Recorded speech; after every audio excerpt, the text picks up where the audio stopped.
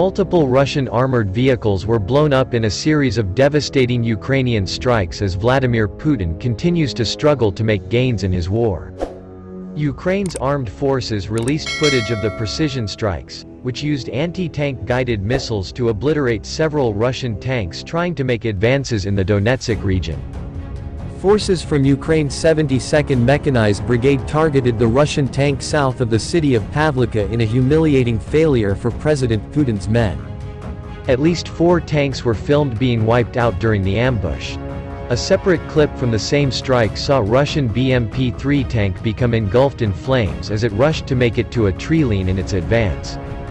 Clips showed several burning tanks which had littered the front line in Pavlivka after Russian troops were forced to retreat. Despite throwing tanks and men at the battle to take Pavlivka, current reports suggest Russian forces have yet to enter the city itself, with most of the fighting still stuck on the outskirts. The armed forces of UkraineHIMARS later confirmed that it had repelled several Russian attacks across 11 settlements in the Luhansk and Donetsk regions on Thursday.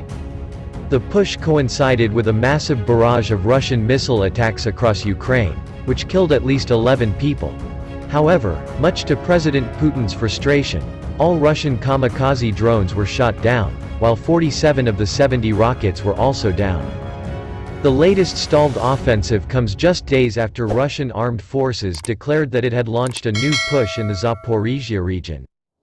Despite the claim, the Ukrainian soldiers insist that the front line has remained frozen.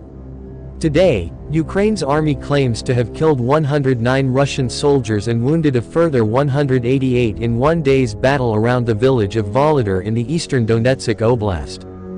Siri Karavati, a spokesperson for the Eastern Operational Command of the Ukrainian Armed Forces, said the bloody death toll was recorded on Thursday.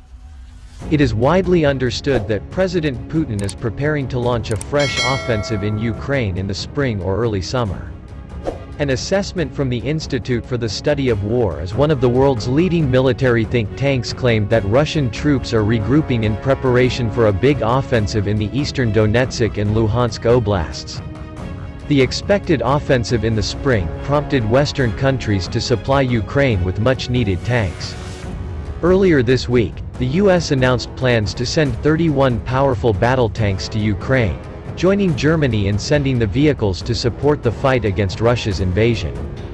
The decision to deliver the M1 Abrams tanks was announced just hours after Germany said it would send 14 of its Leopard 2 tanks to the battlefield. This morning Poland announced that it will send additional 60 tanks to Ukraine on top of the 14 German-made Leopard 2 tanks it has already pledged. Ukraine has long claimed that the tanks could help deter a potential Russian offensive. Conduct infantry support operations using the M1A.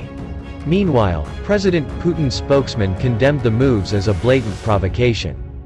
They said any supplied tanks would be destroyed.